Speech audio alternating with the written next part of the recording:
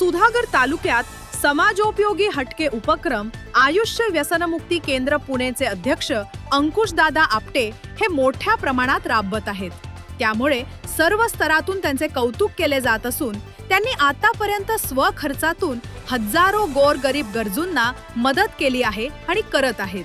दिनांक 12 फेब्रुवारी रोजी 60 वर्षांनंतरच्या टप्प्यावर चालताना वयोवृद्धांना आधार मिळावा म्हणून आणि ज्येष्ठ नागरिकांना स्वावलंबीपणे चालता यावे या उद्देशाने आयुष्य व्यसनमुक्ती केंद्र पुणेचे अध्यक्ष अंकुशदादा आपटे यांनी पाली बुरुमाळी येथील वयोवृद्धांना मोठ्या आनंद उत्साहात वॉकिंग ट्रायपॉड स्टिक्सचे आणि वॉकरचे मोफत वाटप केले।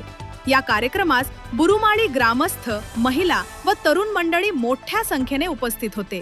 यावेळी ग्रामस्थांनी अंकुश आपटे यांच्या सामाजिक कार्याचे मनपूर्वक कौतुक केले व आभार मानले, तसेच पुढील वाटचालीसाठी शुभेच्छा दिल्या।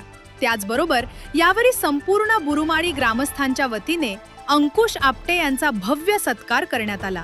यावेळी अनेक ज्येष्ठांच्या डोळ्यात आनंदाश्रू तरळले। अनेक महिलांनी आपल्या थरथरत्या हातांनी अंकुशदादा यांच्या चेहऱ्यावर प्रेमाने हात फिरवत कृतज्ञता व्यक्त केली आणि राबवणार पण आहे।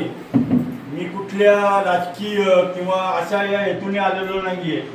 मी व्यसनमुक्ती केंद्राच्या एक मला काही त्याचा अमाऊंट भेटते आणि त्याचा खर्च माझ्या मुलगी आणि माझी बायको आणि मला जमेल एवढं भेटतं आणि उरलेला जो पैसा असेल तो समाजासाठी मी देत असतो। कारण की तुमचा आशीर्वाद माझ्या मुलीला लागणार आहे आणि माझी मुलगी पुढे प्रगतीच्या वाटचालीला लागली पाहिजे। का तर तुमचा आशीर्वाद असेल तर ती नक्कीच लागेल। ती खूप हुशार झालेली आहे, 3-3.5 वर्षाचीच आहे, पण आज तिच्याकडे बघितलं की माझ्या बाबांची आठवण येते।